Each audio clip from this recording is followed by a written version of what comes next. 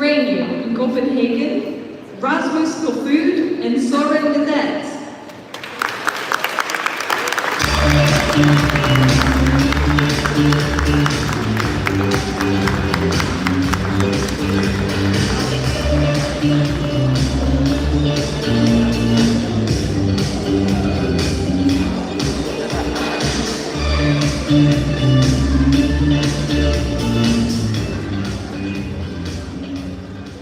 Hola Valencia! Hola! Welcome dear friends from around the world. Great to see you again. There's always a good reason to wear sunglasses. And my name is Rasmus. And here, this beautiful man, my partner in crime, wine connoisseur, Mr. Søren. Are you good? Yeah?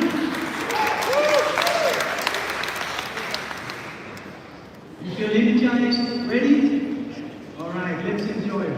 Maybe you can start. Turn up the microphone. Or you can just speak loud in the room. You have a good voice, my friend. Yeah? Come here, let's go here. Hello everybody. First of all, it's a pleasure to be here. I'm not going to talk for too long, just a little bit. It's been a very, very awesome and a very eventful year at Uranium. It's been very, very busy, but despite that, we have had and have been able to enjoy all the hard work that elevated us to #1 last year. And at the same time, trying to be the best version of ourselves, keep pushing forward with innovation in mind, which has been an important thing for us. It's not only about what we have. We're currently working on 2 new books for Uranium, one of them being the history of Uranium. And in the process of making that book, Rasmus and I have had to look back at a long history of working together, almost 30 years, and look at all the good times we've had, all the hard times we've had, all of the things that didn't go our way, but they're all things that are a big part of our history and who we are today, why we're here today, and who we're going to be in the future. Some of you are probably wondering, like, why we're wearing sunglasses. I think, Rasmus and I are a big fan of light, and especially daylight. And come to Uranium, for those of you who visit us in the daytime, it's a very beautiful restaurant. In my opinion, one of the most beautiful in the world. But in the summertime, the sun can be quite aggressive and it can be right in the guest's face. And historically, we pull the curtains, if somebody was bothering somebody. But recently, we've taken another approach and try to relax them because we enjoy the light. We want it there. So instead, we're offering the guests sunglasses so they can sit with sunglasses in the restaurant. It's a cool thing. It makes everything a little bit less formal, and we can enjoy the place. So,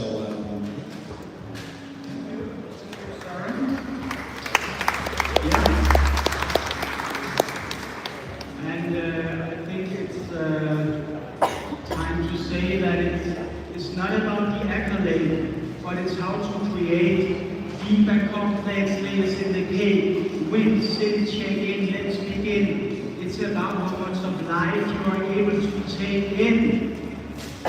Right out of Copenhagen, with good vibes to Ukrainian, full of creativity. We are Uranium. Yes, maybe we should do a song together one day, because I know you like to play your electric guitar and get a little rest from work and kids and family with a good cup of coffee. I love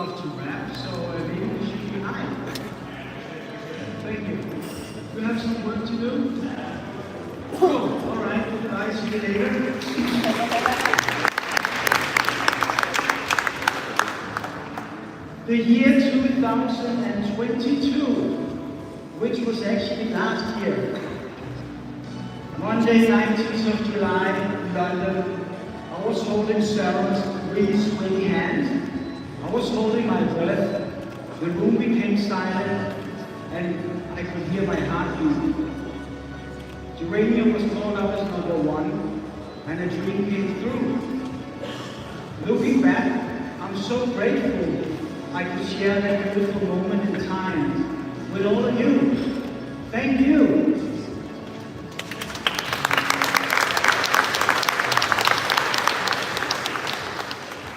For a long time, I wanted to take Geranium into a new direction, but I wasn't sure about how and when. And this is the right time for a change. I felt kind of trapped in a world of expectations and signature dishes, etc. And it was difficult for me really to stay present and seize the moment. Then lockdown came as a dark shadow over the industry. Spending a lot of time outside, I have time to reflect about my life and the future of Geranium. I always get so many great ideas when I'm in nature. That's where I feel inspired and deeply connected to the planet. I remember a strong vision, to use the spiritual word, that came to me one night. I woke up full of creativity, grabbing my pen and paper next to my bed, and writing and drawing the basic steps of the transformation of Geranium, and ideas for around 25 new servings for the Geranium universe menu. That's a lot more than normal. Normally I would get 2 or 3 good ideas. 25, that was unusual. The right time for a change. A change with wild ladies, nature painted on the walls, Angelica, the plant-based pop-up, would focus on health, seasonal home cooking, raising money to protect Danish wild nature, and creating artistic plates in collaboration with local ceramics and glass artists. And playing this music in the restaurant to support the experience.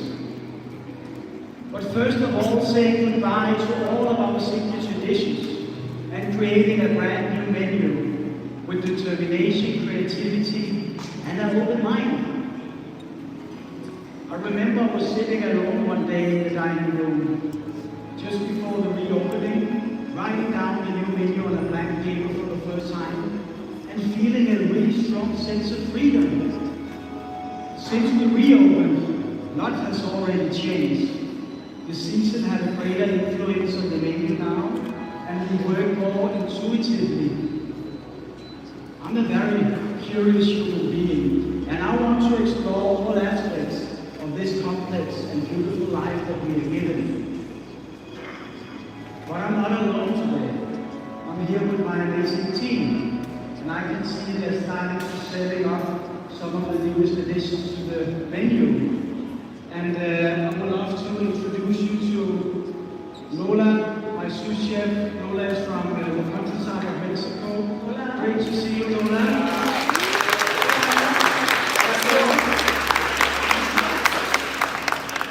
And the amazing Ronnie Mortensen. I cannot ask for a better head chef than you, my friend. Please give him a great applause.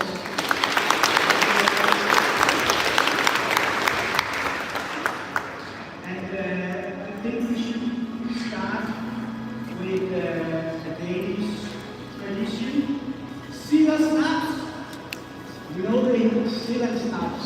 The Danish tradition, the salted fish, the strong alcohol, where you get like really ready at first and then you go into abuse and out. So this one here is salted and lightly smoked herring, some pickled elderflowers, we add aromatic herbs, crunchy algae on top and in the bottom, so you eat it like just kind of a sandwich. So this one is one of the first additions to the menu when we enter the Geranium universe.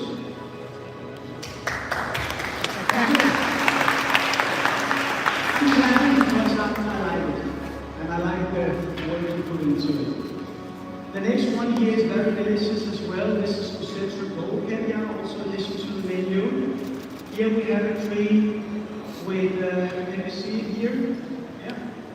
filming my friends. We have a tree with last year's pickled walnut leaves, which bring a beautiful acidity. We have some waffles here, which is made with potatoes and these beautiful beech nuts, which gives a very nice crunch. And actually, this work here, this creation, is collaboration with you, Ronnie, because you used to eat a lot of waffles for breakfast. Are you still eating waffles? Maybe in the winter. In the winter, with the family.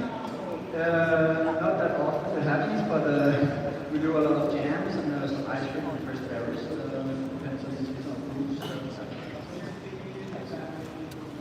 It's special for me. Amazing. I think it's special because so we just bring them out here and we add a little bit of this cream. Then don't go back with a spoon of caviar. I mean, it's lunchtime, isn't it?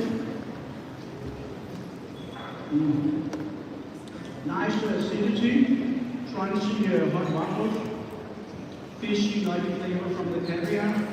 You should taste it, and maybe you will if you behave good. All right. The next one here is very seasonal.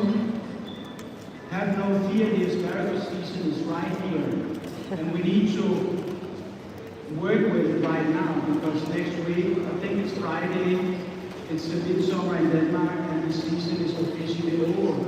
So let's just enjoy the asparagus in all aspects. The purple, the white, the green, the white ones when they're here. And this one here is about playing it fast, so we don't lose the aroma. You can see it here. And actually it starts with this beautiful white asparagus from the countryside, Lamefjord, where they have a great soil with a lot of sand in. And what we do, we grill them whole on the yakitori grill. And then we do through the juicer. And now comes this aromatic, umami flavored, beautiful asparagus liquid, which is very important that we don't eat too much because then you lose all the aromas. You don't need too much, do you? No, it's good. Thank you. All right. So what I will add, and this is about playing fast, and I will first add the creamy smoky egg yolk. Then I will add the asparagus tips and some part of the asparagus. Then we will add lightly smoked snail eggs. It has become a tradition to use the snail eggs at the radio menu because I think it's great. It has this nice little crunch popping in the mouth. We add some mustard seeds, which also give a nice crunch. Some flavor from the seaweed in the shape of pearls. We need the brown asparagus butter. We have that. It's here. We have some brown asparagus butter, and then this beautiful soup or bouillon or liquid, depending on how you like to call it. Just serve in front of you to create a beautiful aroma. Let's give a big applause for this dish, but for the amazing asparagus season.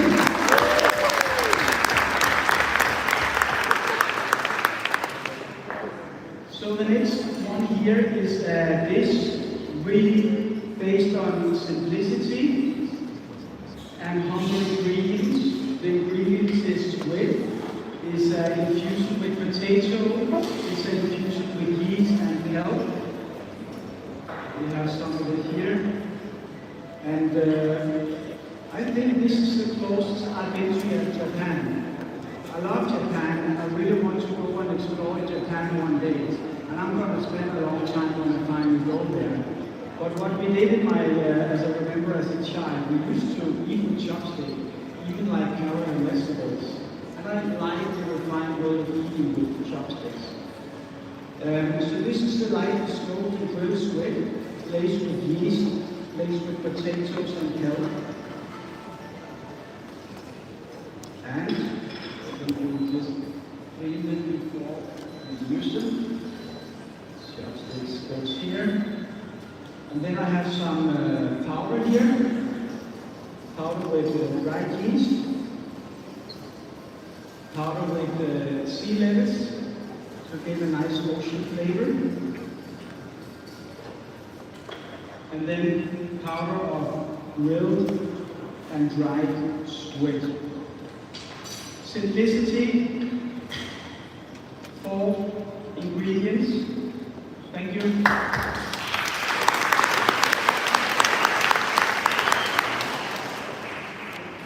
So the next one here is a dish that we really love to play in front of the guests at Uranium. And sometimes we are arguing about who should be the one to play it, because it's really nice feeling to do it. So this year is pickled kohlrabi, pickle in apple vinegar. Then we have local smoked cheese. It's rygeost in Danish. Can you say rygeost? No? But you will discover it if you come to Copenhagen. Or if you have already been, you know this beautiful ingredients, nice and smoky food. Yes. So we add the smoked cheese inside. We add crunchy vegetable. I remember when I did the first version of this dish, it was with cod and smoked codfish inside. And it was good, but I did not feel the right for it. So we took it off the menu. Then it came back in the summertime, now in a more lighter version. And we did a butter sauce with some fish roe in. And I really love the artistic plate done by a local glass artist that supported this really well. Because she used minerals from the little island Bornholm that my grandfather was coming from. And then I would kind of place these small packages with the smoked cheese and the crunchy vegetable, and you will get this kind of ocean feeling, maybe starfish, maybe something abstract. But this is really one of the dishes that I'm happy for on the menu. Thank you.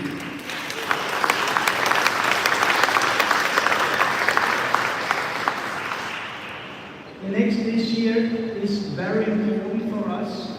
And why is it so important? Because it really tells about the change that we've been doing at Uranium. We work even more seasonal. And this one is changing on a daily basis. So it's actually what we can find in nature, what the foragers can bring, and what the season has to offer. Right now, I told you it's asparagus season. We're going to use the the green and the purple here, and a few wild ones. We will also include chicken of the woods, this amazing mushroom with chicken flavor, and this very unique chicken breast texture. You don't need to eat chicken, you can just eat the chicken mushrooms, right? Then we will add chive flowers, some sprouted cabbage. We will add some nasturtium to boost the onion flavor. And Ronnie is just in his cookie smoke, taking it, focusing, a nice one. You're still in your cookie smoke? No, not right now. We're done with that. You're coaching this time. He's going to coach the next Danish candidate for the cookie store. So that's going to be very successful, I'm sure. Yeah. And we have some green strawberries that just season out. Acidity, a little bit of sweetness, and we've also been creating, inspired of the onion world. You know, when you take a shallot onion and you cut it in two, you open it up and see that amazing and beautiful layers.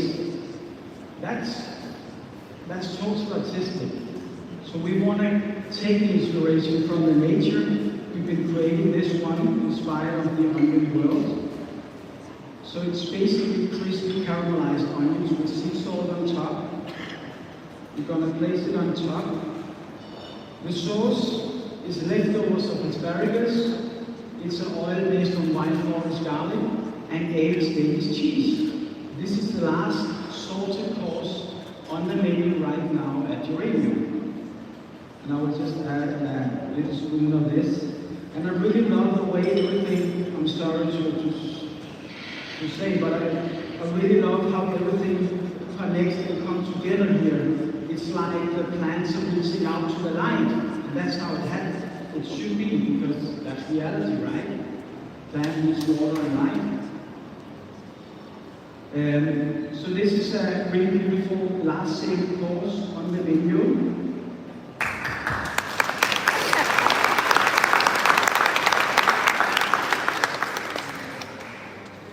And then Ronnie has been working on this one because it's not just hot in here, it's not just hot in Valencia, it's also really hot in Copenhagen right now.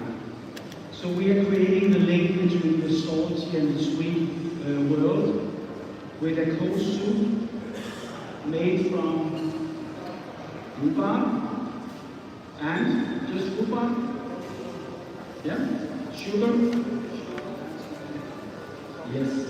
And you know, one of the first ingredients that comes out, one of the first vegetables, ingredients from the plant kingdom that comes out in the spring is the rhubarbs. But in the beginning, they are just like very green and sour. So they are really good now, and they get a little more sun, and they become a little more sweet, a little bit of strawberry flavor. So we did that cold soup with mint, and we did some cooked rhubarbs in vanilla sugar water. After we cut them out in small pieces, sitting right in to get this nice chewy texture and boost the rhubarb flavor. Then you will have some cold yogurt with vanilla in the bottom, and then we're going to pour that soup on top.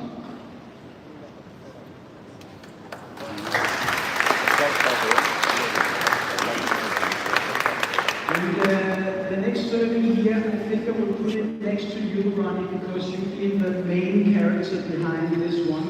We talked about that we really want to unite the flavor of pia viga and set mushrooms. Set mushrooms with that amazing deep umami forest flavor, especially when you dry them. And then the pia. And we came up with this version together, but you gave you the credit for finalizing it. Can you tell about what it is? Yeah, so basically on this one we have a piece of poached pear in the bottom. We have a caramel made from the infusion of the triceps. We have a really foamy mousse made of the triceps as well, a little crispy as well. And then we have a little reduction here made of fresh zip juice. So it's very intense. It's very intense, and we have a little bit of cider in it. And then, as you said, we have the pear juice with some pear vinegar and vanilla. So this is a really nice combination of the And a crunchy set on top. Yes, not to forget. Amazing dessert, Ronnie, that you created. Thank you. And that's going to be the last dessert on the menu. And even if you want to have coffee at uranium or tea, you just want to sit and relax a little bit, you will get something extra. Why? Because I love sweets. So I also do it because I love to eat it. And here we will have, maybe you should explain that more. Okay. Because you've been doing that, right? Can I do it in Spanish? Yeah. Can you translate to English? Yeah. Tenemos unos chocolates, unos bombones de chocolate. En los países nórdicos es muy conocido el roasted. No sé si en español no lo usamos tanto. Y también tenemos un ganache, esta es de relleno de bombón. También tenemos estas flores, que se ven muy sencillas, pero tienen todo un trabajo detrás. En una masa, y la masa tiene unas especias exóticas. Y para terminar, que es mi parte favorita, you want to do it? Yeah, you can just finish the cake, and I will just say that this is chocolate with milk chocolate ganache and a gel made from pickled hip rose, brings a nice acidity for the chocolate. This here is a crunchy bucket of flowers, and we spice it up with cinnamon and cardamom and a little bit of sea salt. And then here we have the potato cake with nutmeg inside. And we really serve it very hot. and I'm not sure we've been able to heat the plate as much as we do at geranium, because the plate will be burning hot. So when we are spraying the fruit spirit with that amazing sweet apple aroma, it will just like go out like this in the room and the air. And we'll just spray a lot like this. And it's still really good here, even the plate is not as hot as it could be. And then it's just voila. And I think that's the end.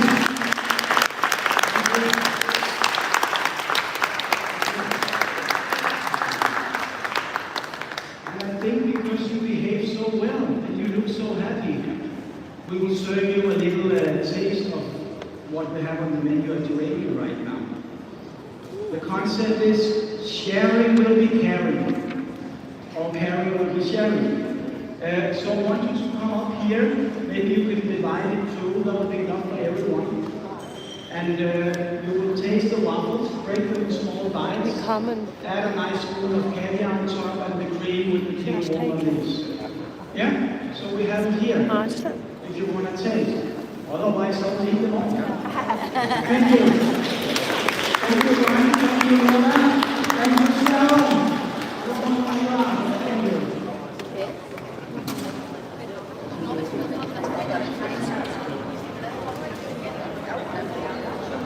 Thank you.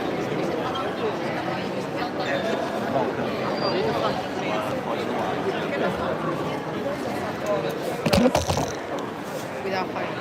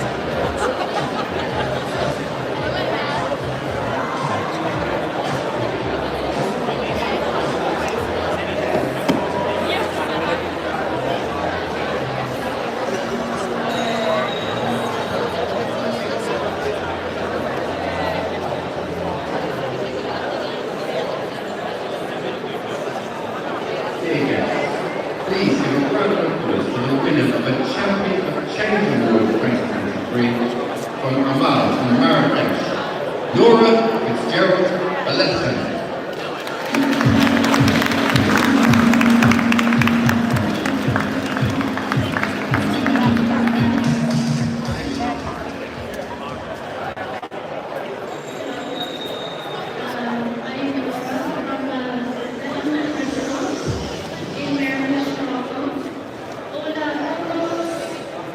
Bienvenidos. No les voy a torturar con mi castellano, pero si quieren seguir en su bonita idioma, lo pueden con los auriculares y nuestros amigos lo hacen mucho mejor que yo. I'm here to tell you the story today of how I accidentally started a restaurant with a very special mission, which is to train and empower women who have lived difficult lives to work in the food sector and hopefully through the process undergo a personal and professional transformation through love and safety and of course the power of food. I will give you a few highlights from this journey. First of all, a little bit about myself. I'm of American origin. My parents moved from California to Morocco in the 1970s, and I was born there and raised, and that beautiful country became home to me. I was 26 when I had the experience that planted the seed that then turned into Amal. I met a woman in Marrakesh who was, like me, a mother of 2 young children, but unlike me, extremely poor. In fact, the 3 of them lived on about €2 a day. She was so poor that she couldn't afford to give her babies proper baby milk, and so she would sometimes give them sweetened tea in the baby bottle. And I thought to myself, these are them, by the way, how can I look at these babies and tell them, we have so much in this world, we have so much that we're just throwing it away, but we don't have enough for you to be full right now. And it just broke my heart in this moment. I began to help this woman, Nesha, with very basic things, some food, money, milk, diapers, and then I met other women like her and tried to support them as well. But after about 5 years of this, I realized that I hadn't made a radical change in their lives, right? So I began to think of a different way. What is a path out of poverty? What could that look like? One day I was in the city of Casablanca, and there's a non-profit that's a shelter for single mothers. And part of their organization is that they started a simple restaurant that served 1 dish a day. And I was having lunch there with my sister, and I looked around and I said to her, I wish someone in Marrakesh would open something like this. And she looked at me and she said, it's going to be you. And I was really startled by this. And I said, really? You know, because I think it's one thing to look at life as if it's a movie on a screen that we're observing, and it's another thing to step in and be an actor in that movie. And this was like a moment for me in that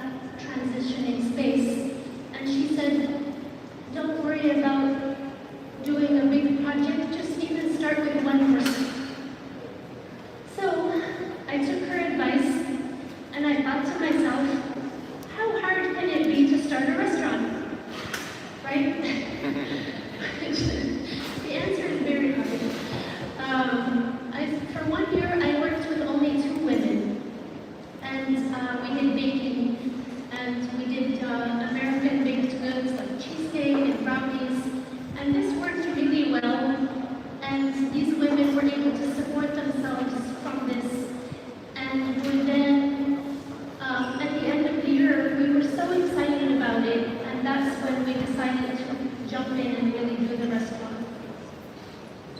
So we went from this to this in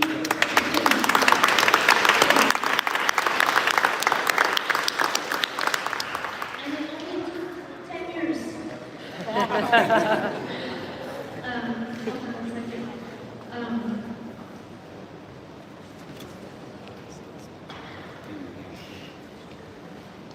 So, over 10 years, we developed not only a restaurant, but actually 3 locations of our nonprofit. We have a beautiful staff of 34 people who work in this project. And we've developed a training program in the culinary arts for women from difficult backgrounds. And it's an 8-month program. And every day, our students work with the chefs, and it's very personal and intimate because, as you know, cooking is something that has to happen with all the tactile senses. So we have 1 student to 1 chef. And every day they prepare together the food that we serve to our customers. We are open for lunch service, and we serve about 100 people a day, except for Fridays, which are a special day in Morocco, where we serve only 1 dish, a very special Moroccan dish. Who knows what it is? Couscous. Yes! Couscous. Yeah. Thank you. So we serve couscous, and we are booked for a week in advance for that couscous, and we have people lining a line around the corner. They want to have this particular couscous. And we usually serve about 300 meals in for the lunch service. As we were developing this training program, I realized one thing. This is a cohort of students that recently graduated. So most of our students have never been to a restaurant, right? They've never had the experience that all of us in this room have had, which is to go in, to sit down, look at a menu, interact with a waiter or waitress, and this whole culture of eating in a restaurant. So I realized we were asking them to learn how to work in a restaurant when they never experienced the other end of it, and realized what a privilege this is, what a privilege it is to have access to restaurants of any caliber. And so it really made me start from zero and not have any assumptions about our students. Up until now, over 10 years, we've had over 300 women graduate from this program. And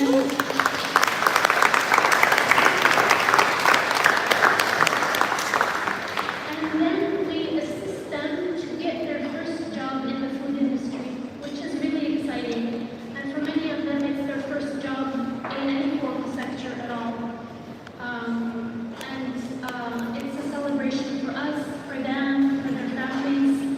And from there, I tell them it's up to you. You have your first step in this beautiful world of gastronomy, and it's up to you how far you can take it. Some of you may know Chef Anissa, who was recently honored by 50 Best as a food icon. Before she was at her award ceremony, she was with us in Marrakesh, and we had a beautiful master class for our staff. And it was just this wonderful time of exchange and of learning some of the secrets that she's developed over many decades. When you all come to visit us in Amman, this is what I would recommend that you have. It's called bastira, and it's a delicious kind of sweet and savory pastry that is stuffed with chicken that's been cooked in saffron, and there's crunchy almonds, and it's just amazing. So in addition to our restaurant,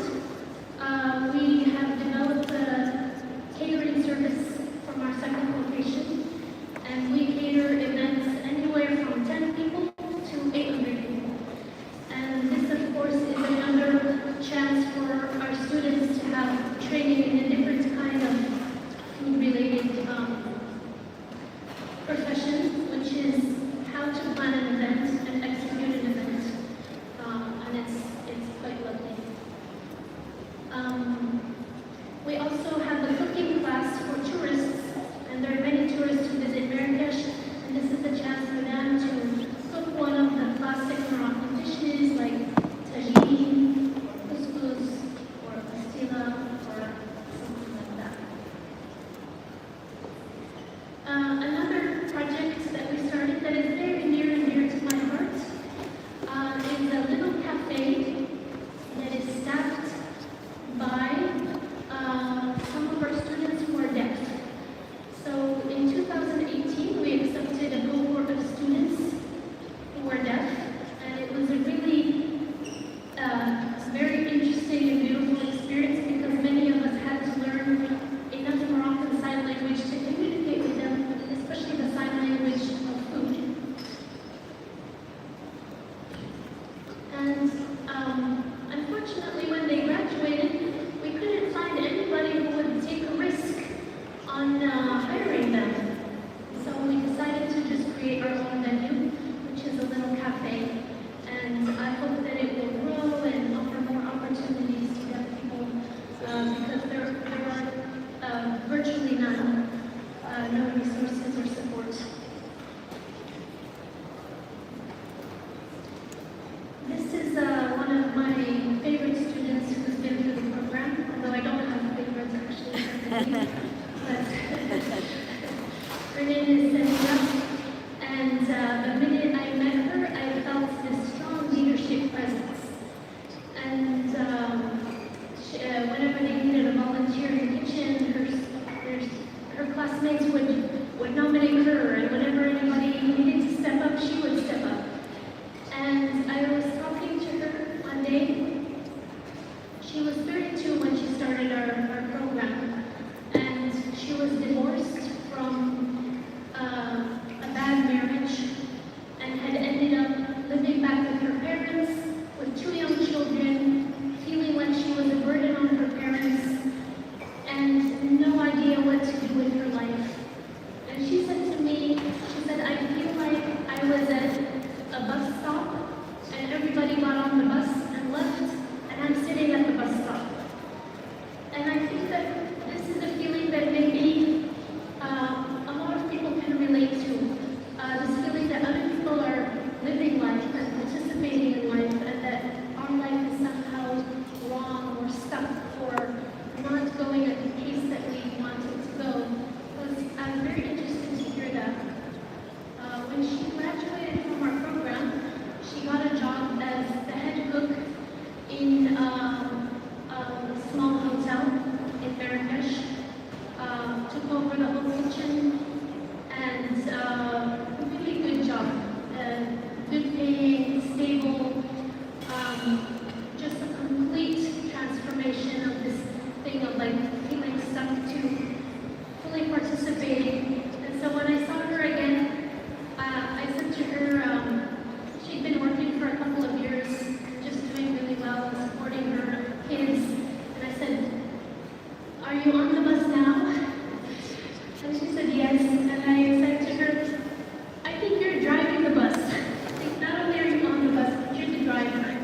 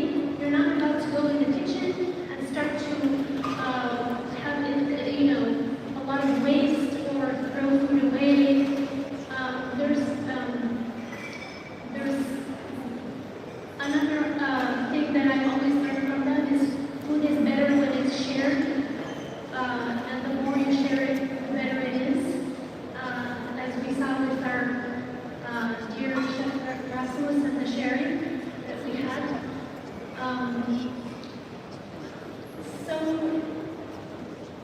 at a certain point, I was like, oh, they haven't been to like real fancy gastronomy schools. You know, this is like a weakness that they have to overcome. But then over time, I started to think, no, who they are is their superpower. What they bring, their unique perspective and their unique journey in life, it's a superpower, it's not a weakness. And I think they bring something really amazing to any kitchen that they work in. And so, circling back to our theme of these talks, which is refreshing, bringing new ideas into gastronomy, I think that, first of all, the world of gastronomy can offer so many opportunities to people who are marginalized, and can offer such a powerful profession and pathway out of this marginalization, and at the same time can benefit from what these marginalized people bring into it, which is a different perspective, and I think a perspective that is not only valuable for restaurants, but for the planet. We're going to play a little video. That's the last thing. It's from the Sign Language Cafe. Because I thought I can't really tell you about sign language, you just have to see it. And I think so. This is Saida. She's saying, welcome everybody to the cafe to drink and welcome. I work here. I make coffee and food. I really love to meet everyone. And thank you. And then I asked her to give us the signs of some of the things that they make, the simple food that they make. Right? So here is the names of cake, brownies, chocolate and brownies, cookies,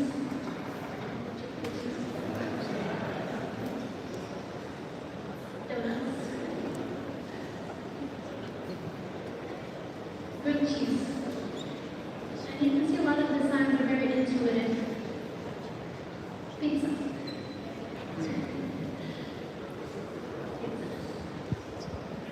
Could be because of the cheese. This is water, a small bottle of water. This is my son being a little rascal. So this is how deaf people clap at the end.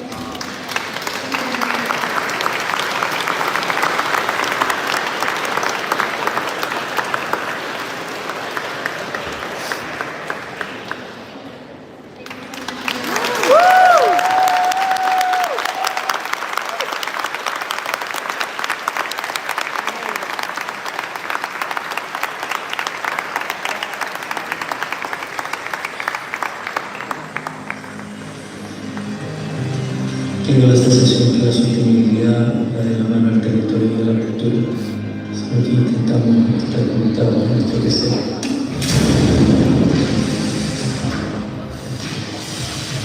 Sustainability looks different for everyone. Our job as chefs is to develop and nurture our relationships with those who are nurturing our country.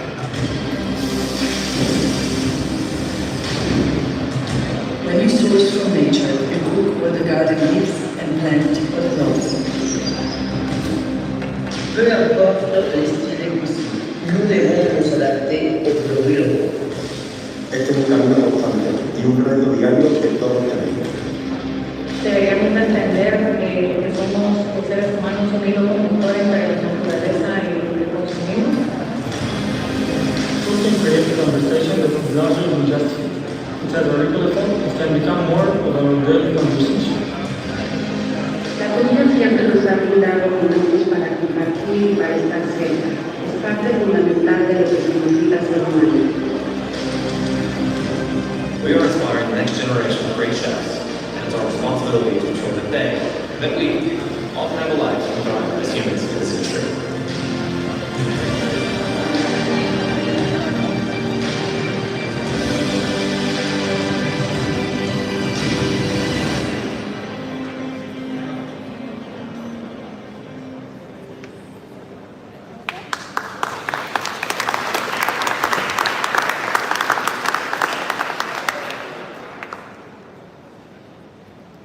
Okay, we're going to set up the next session, so please remain in your seats for a few minutes, and the show will resume very shortly. So bear with me.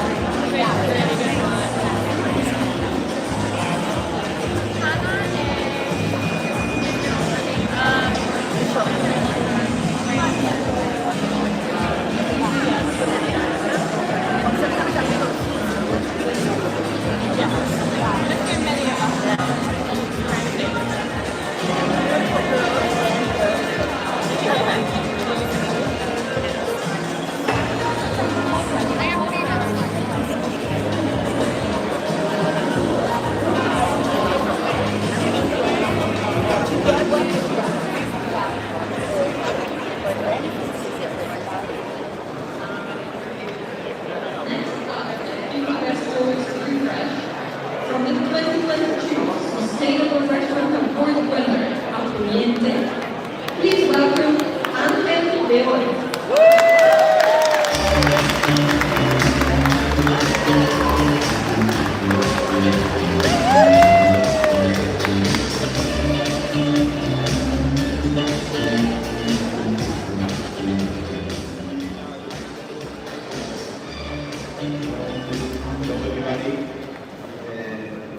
My English is a tragedy, sorry.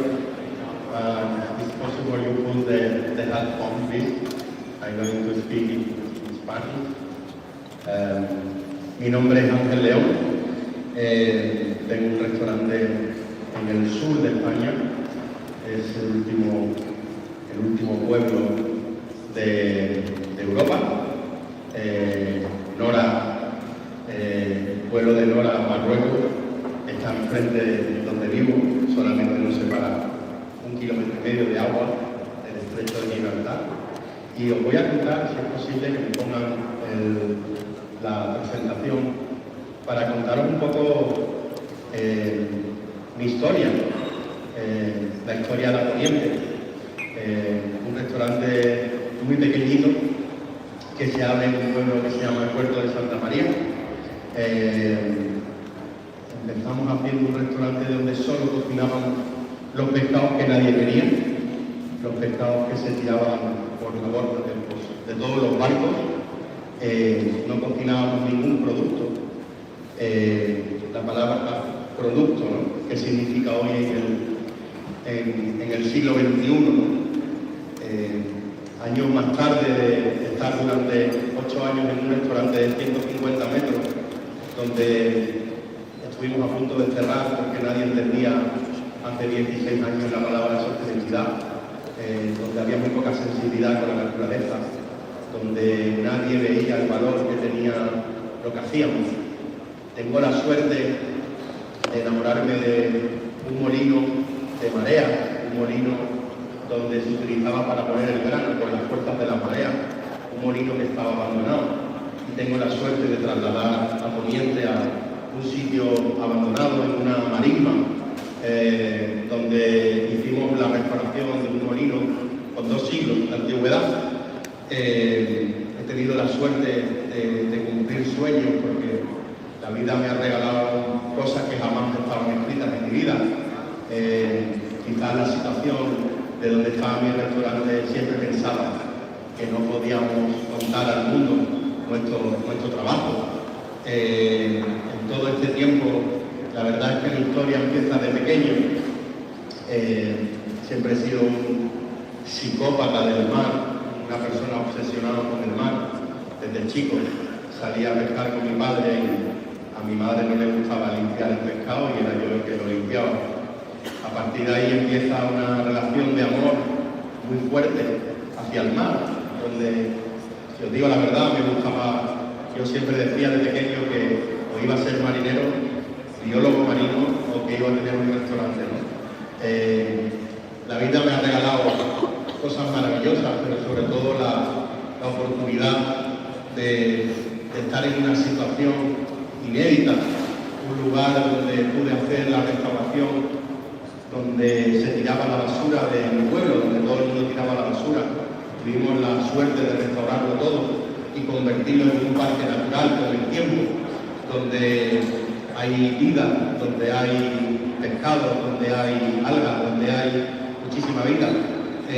Un sitio que nadie veía que podía haber vida en la naturaleza. Nosotros con el tiempo hemos tenido la suerte de restaurarlo todo, ¿no? La verdad que el agua siempre ha sido mi obsesión y siempre nunca he mirado como un cocinero quizás al mar. Siempre me ha interesado mucho más la vida de la naturaleza, más que la muerte. Al final y al cabo los cocineros somos forenses porque todo lo que trabajamos está muerto y a mí me interesaba más la vida, ¿no? En esa vida siempre que leía libros de biología pues hablaba de una palabra que me parecía maravillosa, que era plancton. El plancton es el que hace que estemos aquí todos reunidos hoy. El 60% del oxígeno de la Tierra lo produce el plancton. Yo tengo la suerte de obsesionarme con cocinar el plancton y que el plancton se convirtiera en un ingrediente en el restaurante.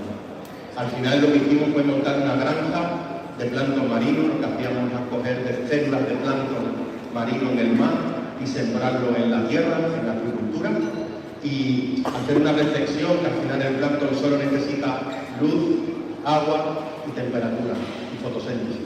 Y hicimos nuestra granja de plancton marino donde se ha convertido en un ingrediente que tiene casi 60 veces más omega 3 que el aceite de oliva. Es la fuente de omega 3 más importante del mundo. El mundo de las farmacéuticas extraen el omega 3 del plancton. Y se ha convertido en un ingrediente que con el tiempo he tenido la suerte de que el mundo lo cocina. Está casi en 40 países el plancton. Lo que era un ingrediente cuando abrí el restaurante hace 16 años y la gente leía en la carta fitoplancton, pues nadie entendía lo que queríamos conseguir en el restaurante. Esto que veis aquí es una radiografía de los pescados que hay en la bahía de Cádiz, donde yo vivo, que puede ser la radiografía perfectamente de cualquier lugar donde vivís vosotros, ¿no?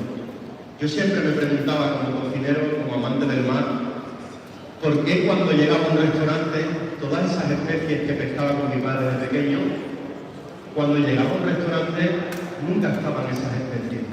Y la pregunta era que ¿dónde llegaban esas especies? ¿Dónde estaban? Siempre ha sido nuestra obsesión, porque al final, este año, por primera vez, el ser humano ha recolectado 96.000 millones de toneladas métricas en la Tierra. y 90.000 en el mar. Es decir, estamos consumiendo más pescados en la tierra que en el mar, en un mundo donde las 3/4 partes de la tierra es agua, y siempre ha sido algo que me chocaba en la cabeza. La verdad es que la tragedia del mar viene cuando se descubre el sonar, una tecnología que se utilizaba en la guerra. A partir de ahí el pescado es fácil de capturar y se multiplica por 8 lo que consumía la tierra. Para mí, una de las grandes obsesiones era cuando abría Poniente que el cliente aceptara todos esos pescados que no tenían nombre, todos esos pescados desconocidos, porque al final vivimos en un mundo tan loco donde cogemos el pescado que nadie quiere y lo convertimos en harina, y las harinas, con las harinas del pescado que nadie quiere, hacemos pienso para gallinas, y con el resto de las gallinas hacemos pienso para pescado, y al final tenemos pescados que comen gallinas y gallinas que comen pescado, ¿no? Es todo un poco surreal. La realidad es que al final tuvimos que crear una fantasía en la Poniente, un pensamiento, una reflexión, que era pensar que no existía la tierra para cocinar absolutamente nada en la Poniente que no viniese del mar. Una de las cosas que para nosotros fue importante fue inspirarnos en la tierra, porque al final me di cuenta que el ser humano tiene un gran desconocimiento sobre el mar y que al final lo que nos da seguridad es la tierra. Así que me inspiré en animales de la tierra y en cosas que ocurrieran en la tierra, como por ejemplo el cerdo. El cerdo, que de alguna forma es algo que se come en el mundo entero. Y al final os hago una reflexión que es, yo os he traído hoy 3 pescados famosos en el mundo, como es la corvina, esta corvina, como es este mero, precioso, por cierto, qué cosa más bonita, un mero de aquí del Mediterráneo. Y os he traído también una lubina salvaje, preciosa, de casi 4,5 kilos. Y lo que he hecho es, estos 3 pescados conocidos, he mirado el precio de estos pescados y os he traído su equivalencia en descarte. Es decir, todos estos pescados que se tiran por la borda de los barcos, porque vivimos en un mundo donde solamente queremos comer cosas conocidas, en un mundo que supuestamente busca proteínas, al final cambiamos estos 3 pescados por 205 kilos de morralla o pescado de descarte. Al final esta reflexión que os estoy haciendo es la reflexión de Poniente. Al final, en un mundo que busca alimento, fijarme el cambio, tener marca y no tener marca. Yo no he probado un pescado malo en mi vida. Creo que el gran enemigo del mar es la espina, y creo que el gran enemigo del mar es las modas. Por eso, nosotros tuvimos que inventar un código para que la gente comiera pescado de descarte. Tuvimos que inventar algo, como por ejemplo, esto que os enseño, fue una de las soluciones de Poniente para la humanidad. Coger todos los pescados que nadie quería y convertirlas en cosas que el ser humano conocía. Por ejemplo, salchichón, morcilla, guanchale, lomo, butifarra, salchichón, chorizo picante, bacon, mortadela, sobrasada, incluso pues jamón hecho con pescado. Esto para nosotros fue el comienzo de la Poniente, hace 16 años. Esto cambió el camino de nuestro restaurante, porque de repente a la gente ya le daba igual el nombre del pescado. Al final, si conviertes esta biomasa que nadie quiere en un chorizo, a la gente ya no le importa el nombre del pescado. Esta inspiración nos abrió un mundo, una Poniente, y una forma de contar nuestro trabajo, aprovechando pescados que nunca se habían consumido, haciendo quizás un código nuevo de una cocina marinera que miraba la naturaleza con hambre. Y creo que es lo que falta mirar a la naturaleza con hambre. Al final, si cogemos el cordero, pues nosotros hacemos carré, como si fuese un cordero, o cogemos vaca y hacemos trozos del pescado que parecen carne, ¿no? Al final, yo vivo en un pueblo donde había 360 salinas, un pueblo que era muy importante en España por la sal, y al día de hoy solamente queda una salina en mi pueblo, solamente una. Yo siempre he hablado de la sal, lo importante que es la sal en el ser humano, lo importante de que al final es fundamental en el cuerpo humano alimentarnos de la sal. Es algo que tenemos todos por castigo y no le damos importancia. Al final, la realidad es que tenemos casi 13.000 productos en la industria que dependen de la sal. ¿Y cuánto tiempo tarda en hacerse la sal? ¿No? El tiempo, casi 2 meses. Una de las cosas que intentamos hacer en la Poniente fue marcarnos el reto de hacer algo muy sensacionalista, en un mundo sensacionalista que necesita cosas únicas para que me diera la oportunidad de hablar de la sal en mi restaurante. Eso que veis aquí son esos pescados que trabajamos en el restaurante. ¿Lo ponemos ahí? ¿Sí? Esos pescados, de alguna forma, nos dio una forma de inspirar en cómo llamar la atención de la gente para que pudiéramos hablar de la sal, de mi tierra y de uno de los métodos más bonitos del ser humano, ¿no? Que es la sal. Un pescado, la sal, que es algo tradicional. Por eso, lo que inventamos fue una técnica, donde lo que hacemos es convertir el agua del mar en sal. Y de alguna forma, no solamente convertimos el agua del mar en sal, sino lo que hacemos es cocinar. Es decir, este agua que está a 5 grados se pone a 180 grados. Y de alguna forma lo que hacemos es cocinar el pescado con la sal. Al final, esto nos dio la oportunidad en la Poniente de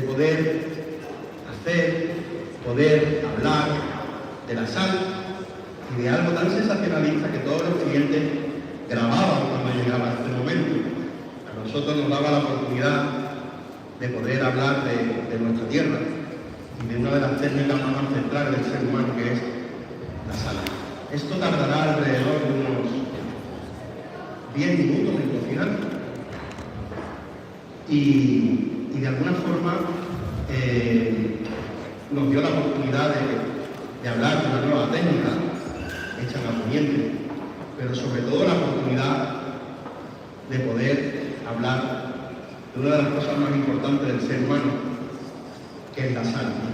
Esto que hay aquí, yo quería hoy daros a probar esto, pero no va a haber tiempo para que lo probéis, pero sí es verdad que de alguna forma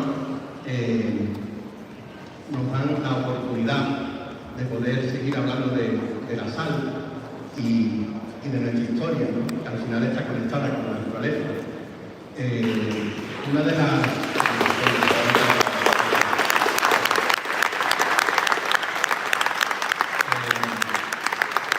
cosas que hemos hecho este año por primera vez en la Poniente fue no mirar fuerte en el restaurante, intentarlo seguir buscando nuevos ingredientes en el mar, sino ver realmente todo lo que no se aprovechaba de los pescados en el restaurante. Por eso pensamos en todo el descarte realmente de cuando cocinábamos un pescado. Por ejemplo, las pieles de los pescados este año lo hemos llevado todo al mundo dulce, al mundo de la pastelería, intentando, por medio de una técnica donde cogemos las pieles de los pescados, conseguimos que las pieles de los pescados no sepan a pescado, a mar, gracias a una proteína que tiene la leche. A partir de ahí hemos hecho como una especie de yuca, en la textura de la boca es prácticamente fundente. Es una técnica donde cogemos los pescados y los marinamos en sal y azúcar y los secamos y finalmente hacemos un canutillo que rellenamos de mantequilla en el restaurante como si fuese, o aprovechamos las pieles de la morena, una serpiente marina que cocinamos con mantequilla para luego hacer como una especie de galleta que rellenamos de helado en el restaurante. O incluso aprovechamos las escamas de los pescados para hacer una fritura cantonesa que cruje en boca, que es súper interesante. Incluso pues cogemos esas escamas para hacer una tarta que hacemos de huevas de pescado para aprovechar las escamas del pescado, ¿no? Incluso pues utilizamos cosas tan desagradables para el ser humano como son los ojos de los pescados. Los ojos de los pescados hemos descubierto una técnica donde los secamos y luego los suflamos y salen como una especie de palomitas que crujen en boca haciendo un plato de maíz y ojos de pescado, ¿no? Que al final saben a palomitas. Incluso aprovechamos la grasa de los pescados para hacer una ganache de chocolate y grasa de pescado, o incluso el colágeno del pescado para hacer un caramelo que se estira, ¿no? Todo este aprovechamiento que hacemos en el restaurante, pues al final nos hace ver otros caminos dentro del mundo dulce, dentro de un restaurante que solo cocina el mar. Incluso aprovechamos algas que han invadido el mar, en mi bahía, en donde vivo, y lo convertimos en nuevas técnicas, en nuevas formas de comer en el restaurante de forma divertida, y al final siempre, ¿por qué no decirlo? Lo más importante es el sabor y que esté rico y que la gente no me pan y beba vino en los restaurantes, por encima de cualquier historia que contemos los cocineros, ¿no? Y si tuviera que quedarme con uno de los proyectos de mi vida, sin duda sería el descubrimiento hace 2 años del cereal marino. Descubrimos un arroz en el mar, el primer cereal descubierto en el mar, gracias a todo el equipo de investigación de Poniente, que no son cocineros, son biólogos marinos que trabajan con nosotros. Aquel descubrimiento que venía de una reflexión que qué fue primero, la tierra o el mar, o la mar o la tierra, quién se comió de quién, ¿no? Y al final dejar de mirar el pescado e intentar buscar otras proteínas en el mar. Mi sueño siempre ha sido pensar que en el mar hay verdura, en el mar hay frutas, tubérculos, incluso cereales, ¿no? Ese sueño lo descubro en una planta que se llama costera marina, que tiene una suerte de proteína comparado con el arroz en la tierra. Es el primer cereal con omega 3 de la faz de la tierra y que no tiene gluten, que de alguna forma este acercamiento al mar de una forma diferente. Esta planta para nosotros ha sido el camino de nuevos caminos que hemos abierto, de nuevas cosas que hemos descubierto, que iremos contando con los años. Al final, esta planta que tiene ese grano es un híbrido entre una quinoa y un arroz, de un sabor no marino, no salamar, y que de alguna forma nos puede dar un camino en esa búsqueda de nuevas proteínas en el mar, de nuevas formas de alimentarnos. Este es el centro de investigación donde tenemos sembrado esta planta. No sé si llegará al mundo, pero sí creo que dentro de 20 años quizás miren al trabajo que hicieron unos locos en el sur de España frente a Marruecos, que abrieron ventanas a la ciencia en un mundo que quizás no le interese el descubrimiento de un cereal porque va en contra del lobby del mundo. Y quizás lo que no se entiende ahora se entienda dentro de unos años. Y espero que antes de morirme ve el cereal plantado en otras partes del mundo. Un cereal que es regado con agua de mar, es un verdadero sueño para unos locos del mar como es el equipo de Poniente. Así que bueno, muchísimas gracias por contar un poco de mi historia.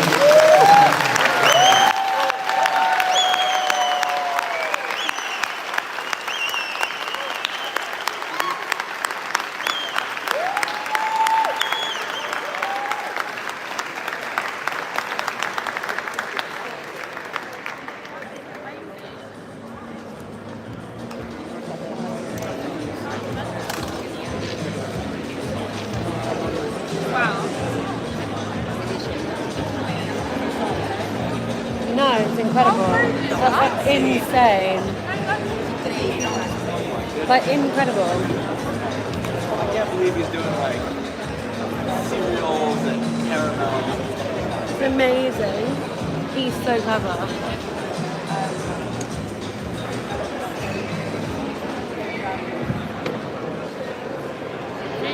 Okay, ladies and gentlemen, please take your seats because we have 2 more speakers for you at 50 Best Talks Refresh.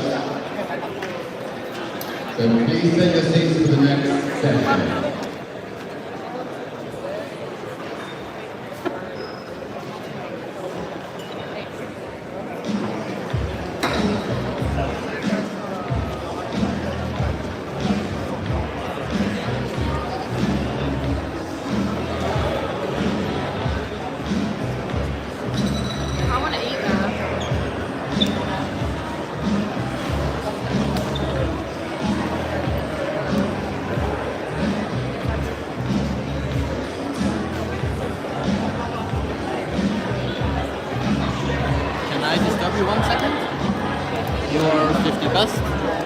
Social media. Do you have any idea, will there be any press release about the talk?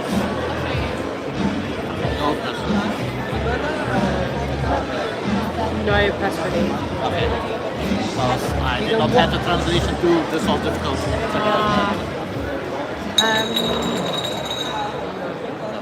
Sorry. Please welcome our next guest, all the way from Colombia, and its leading restaurants, Leo and La Sala de Laura.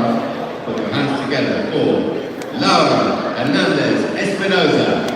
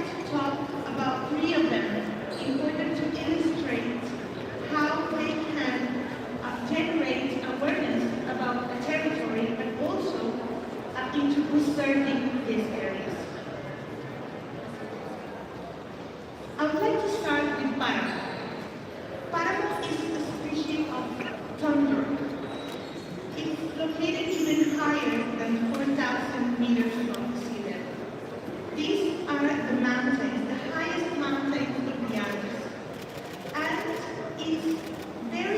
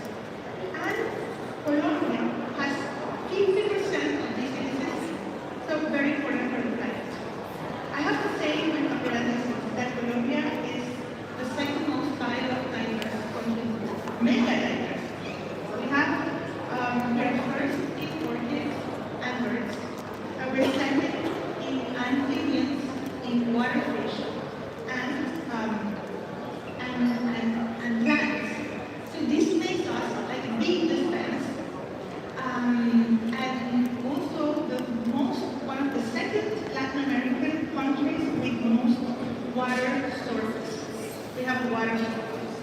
So you can see the importance of these ecosystems. And before, and there were no culinary purposes for these species.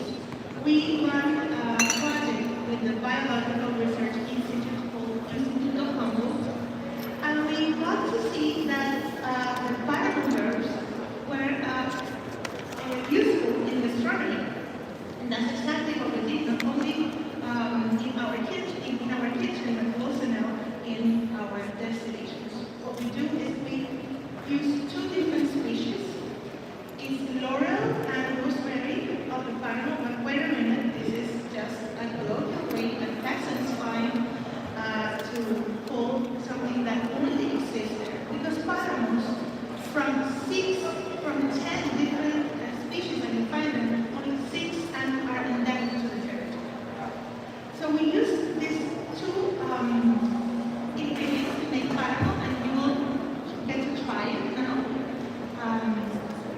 You will see that it's coming around and it's after ashes and very characteristic destination.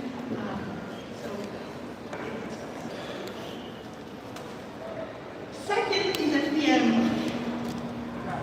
or the foothills. The foothills is the exact place where the mountain ends and meets the plain. It's a wide range between the eastern plain and the Amazonian forest, and it's where the Andes touches the base. And it makes it a very, very biodiverse place.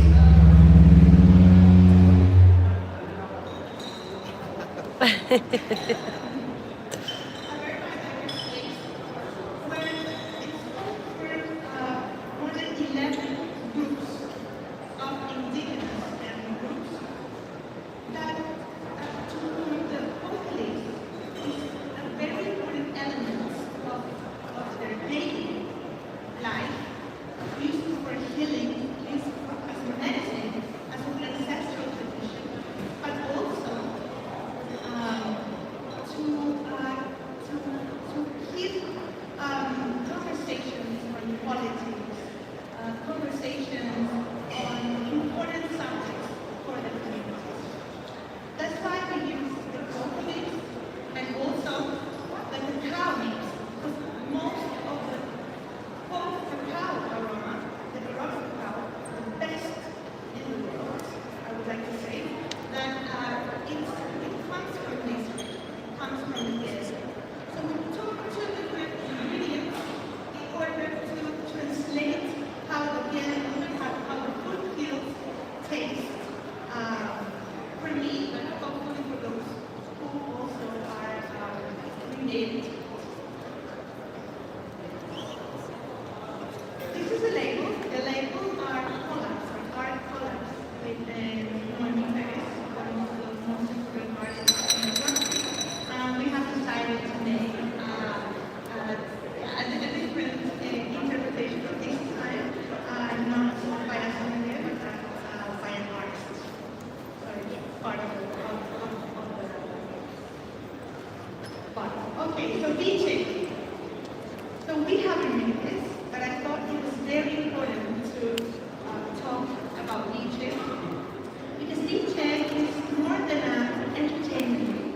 This is part of a cultural manifestation of Afro-descendant people of the coast, of the Pacific coastline.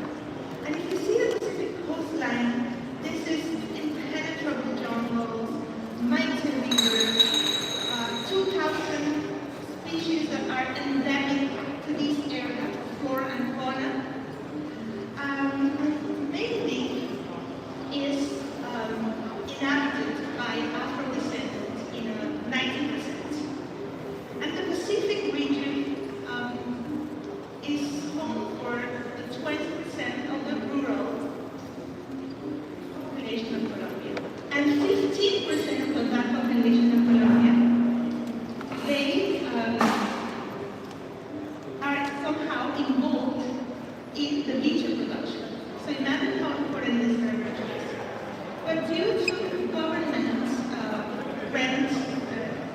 monopoly. This has been illegal for years. And part of our work in Valencia, that is our foundation, where we do different community projects around the country. We are now, well, and 10 years before, trying to these communities to get visualized and also recognized as an important producer of each, and also as part of our cultural identities as well. So if you're trying the one with the fern in it, you're trying paramo. And if you're trying the one with the green powder, that's mamre and that's yellow. The mamre is an unrefined powder made with coca leaves and other ashes of other trees. And that's very important also for communities, especially in medicinal and political processes. So you will see that it has different notes, and also the paramo, you have the paramo, you also can almost taste the petrichor and the rainy days in the highlands. Okay. So what we do with these different destinations is to come with a liquid proposal that is inspired in Colombian ingredients, is inspired in ethnic knowledge, is also inspired in some product specifications for culinary purposes. And it is just Leo, but in another face of it, in a liquid face of it. We use it not just to make cocktails, contemporary cocktails, but also as pairings, as you will see in the next video.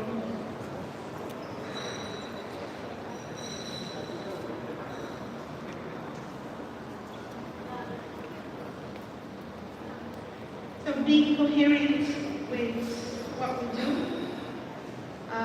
what my mother and I, especially her, have been doing for so many years, but now into a liquid world.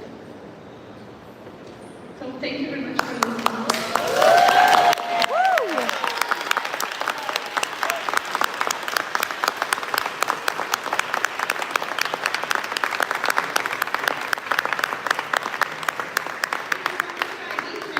You get the opportunity to try it after the talk ends.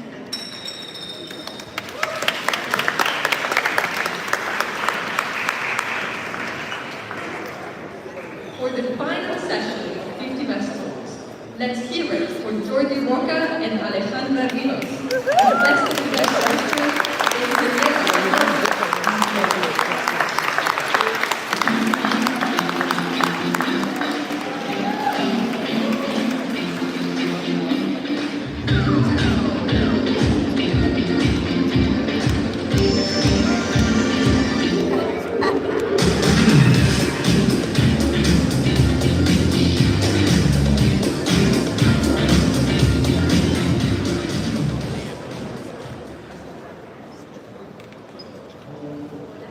¿Nos escuchamos? Sí, perfecto. Hello, thank you for coming. Thank you for all the hands. For starting the class,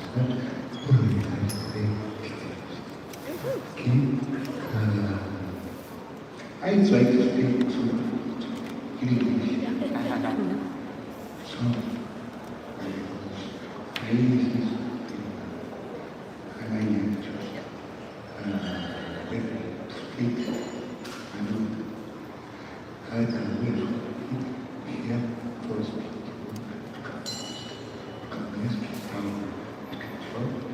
We thank you.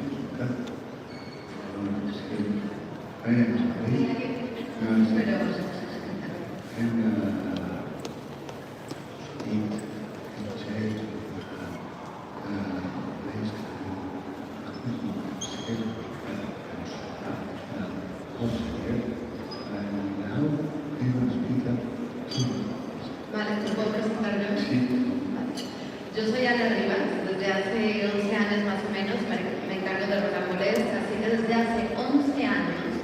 Soy la jefa de Jordi en Rocambolesque.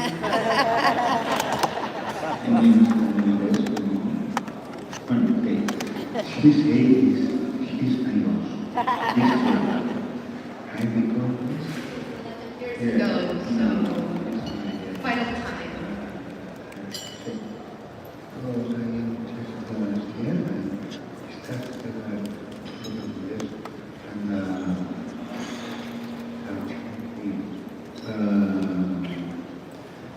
purpose of this is to translate the souls of the dead to stay to them. From when you go to when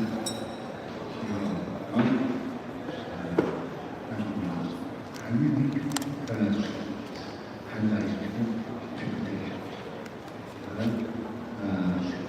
Proves again. Proves. And we make some kind of stoppings from the cooking. Some kind of gelato. Lo que queríamos era realmente interpretar los postres de Jordi, no solamente siendo un helado, sino que queríamos agregar toppings para terminar de configurar este postre como tal. Hemos creado un pequeño video para enseñarles un poco más de lo que es el rocambolesque y cómo lo vivimos desde nuestros ojos. O sea que lo pongo, ¿te parece?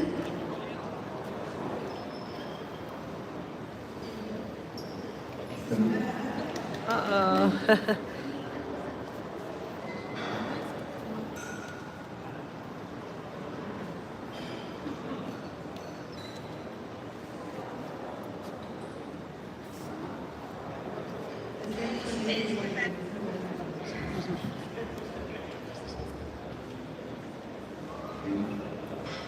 ¿Está? ¿Sí? We are Rocambolesque, a factory of extraordinary flavors in the form of sweets, chocolates, and strange gelato created by Ale Rivas and Jordi Roca. A magical place where you can find balloon bars, cookie and chocolate unicorns, hot gelato, or Darth Vader himself turned into a lolly. Jordi Roca, the dessert chef at the multi-award-winning Sayera and Roca restaurant, brings cutting-edge desserts designing his kitchen to the palate of all audiences, turning them into unforgettable gelato made from the most selected top-quality raw materials, like the cocoa grown in small plots in the South American jungles, or the milk from the cows that graze the fresh grass watered by the rains of the Pyrenees and gone by the Tramontana, our north wind that makes us so special and crazy. A wind that ruffles the hair of the people of our lands in Girona, a small, beautiful Mediterranean city that always inspires us to create. We are Rocambolesque, a factory of extraordinary sweet flavors that make your mind and taste buds explode with our creations. Smile, we have arrived.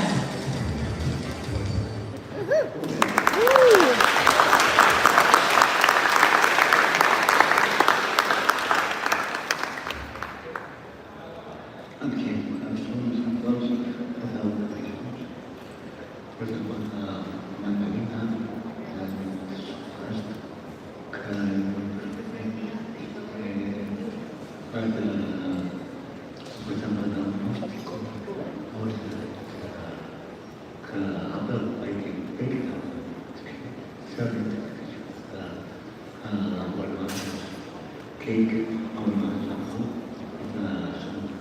cookies, and some gumbo. Help us explain it. Only all these ingredients, no? Bueno, yo les voy a contar sobre Rocambolesque Confitería, que es el hermano pequeño de Rocambolesque Heladería y que pronto dejará de ser el hermano pequeño porque viene con los gente muy divertido de Rocambolesque. Pero bueno, la confitería es un lugar, nos pasaba mucho que venía gente de fuera y se querían llevar cosas obviamente tanto para ellos, para regalar y obviamente un helado pues es muy difícil que te lo puedas llevar. Y había mucha gente que nos pedía poner en bolsitas, como pudiéramos, las nubes que poníamos de toppings, las gominolas, los bombones. Y era una espinita que teníamos hasta que, bueno, después de pandemia, justo pasó que el lugar de al lado de Rocambolés se quedó libre. Y dijimos, pues es el momento de darle a los toppings el lugar que se merecen, ¿no? Que ya tenían un gran lugar en la heladería, pero bueno, hacerlos en las estrellas del lugar. Y en la confitería, pues ahora sí que podemos decir que no tenemos límites, porque es verdad que con el helado siempre queríamos no tener límites, pero está el tema de la temperatura, y al final no lo puedes llevar a cualquier lugar. Y nada, con la confitería pues hemos explorado un mundo de golosinas, caramelos, nubes, gominolas, chuches de diferentes formatos, bombones, galletas, de todo. Y bueno, también tenemos un pequeño video para que lo puedan ver, porque realmente lleva muy poco tiempo, lleva un año, y nada, esperamos compartir con ustedes la ilusión que nos da este nuevo proyecto. Esta es nuestra versión de Rocaná, que es un bolo, uno de los bolos míticos de la heladería, o sea que es el helado que nunca se derrite en forma de bombón. Tenemos las tabletas de chocolate, carambinas, que normalmente estamos acostumbrados a hacer un fruto seco con chocolate y ya está. Pues bueno, para darle un guiño más,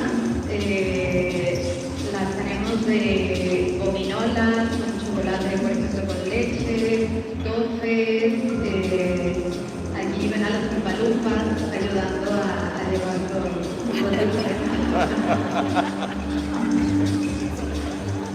Hacemos equipo.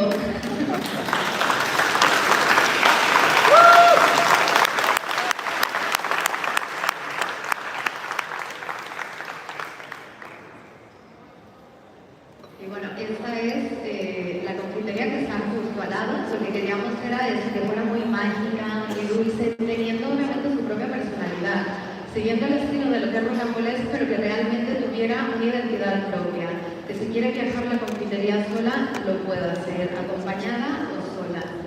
Y bueno, tenemos tabletas de chocolate que son muy golosas, rellenas de caramelo y galleta, rellenas de tofe salado, gominolas inspiradas en helados, el helado que nunca se derrite. También con la confitería queríamos hacer incluso el guiño a estas confiterías antiguas en las que tú ibas, te servías tu bolsita con lo que quisieras comprar, te lo pesaban y bueno, y te lo llevabas. Entonces tenemos la combinación de para la gente que quiere venir y probar cualquier cosita, 3 caraminas de esta, una gominola de tal, lo puedan hacer, como llevarse el producto empaquetado a regalar o para ellos.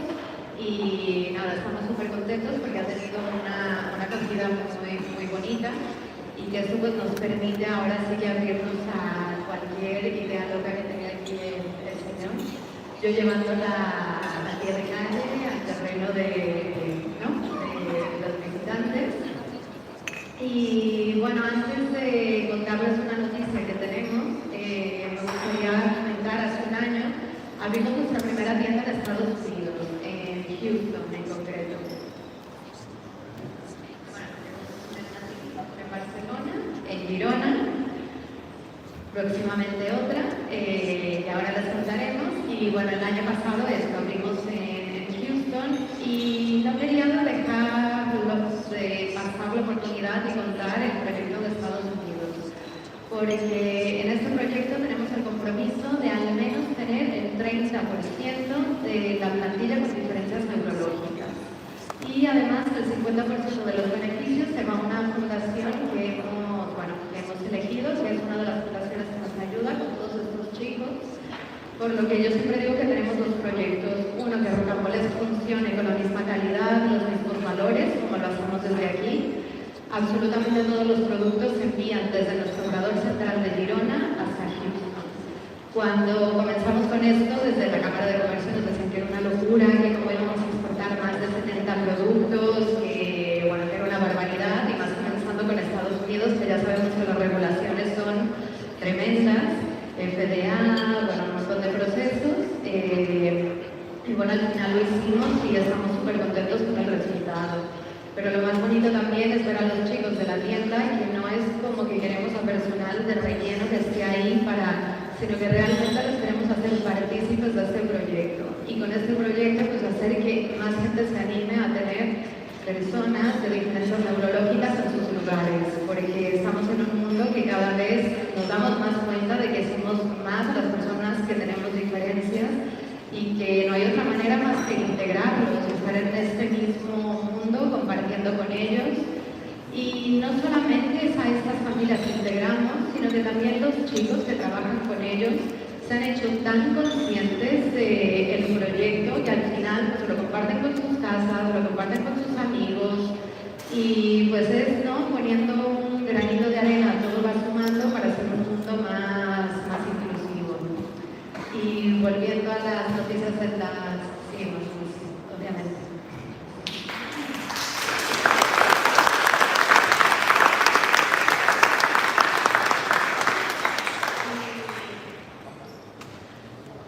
Como les decíamos, tenemos una noticia, una nueva apertura que dio la casualidad realmente, que este verano abriremos un pop-up de rocambolesque en el Hotel Las Arenas de aquí de Valencia. Estará abierto a partir del tercer fin de semana de julio hasta el 30 de octubre, en donde se podrán encontrar todos nuestros helados que tenemos en las diferentes tiendas, los diferentes productos como el pané, nuestros sabores de temporada. Y nada, súper contentos que al final hayamos podido dar la noticia aquí con toda la familia de los 50 Beds. Y bueno, que todos los que estén por aquí en Valencia puedan ir a probar los helados, que ya no tengan que ir ni a Girona, ni a Madrid, ni a Barcelona, sino que estaremos aquí.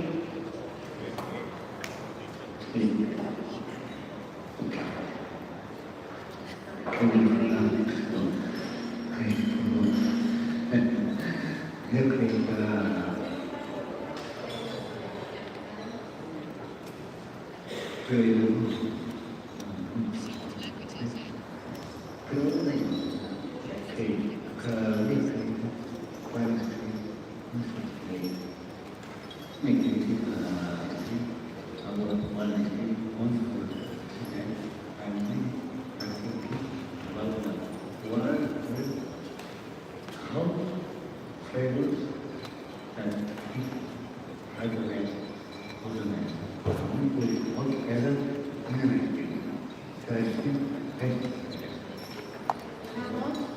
Mejores helados, nuestros mejores toppings para crear el helado de Best of the Best, obviamente.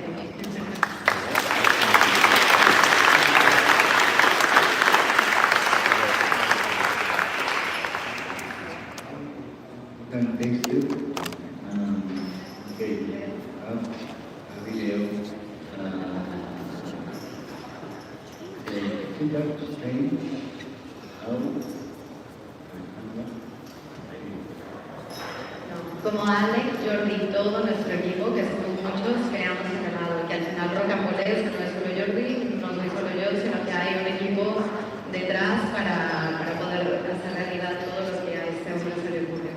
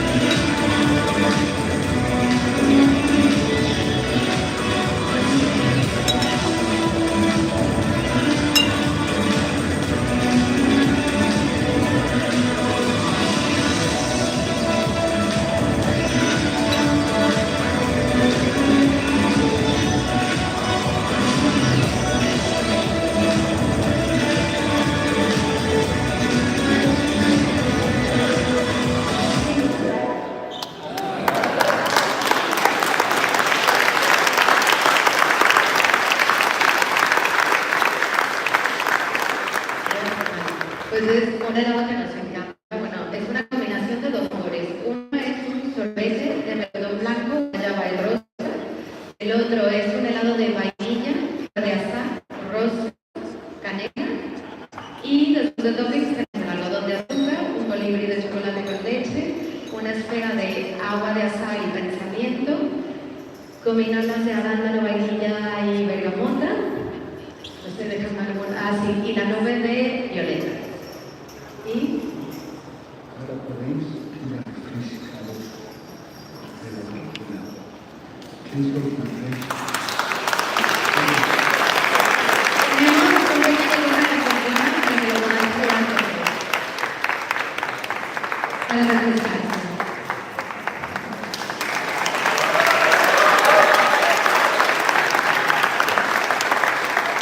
Thank you for attending 50th Talks Shipwreck. Please enjoy a sample of the Rocambolesque ice cream on the terrace outside, and see you again soon.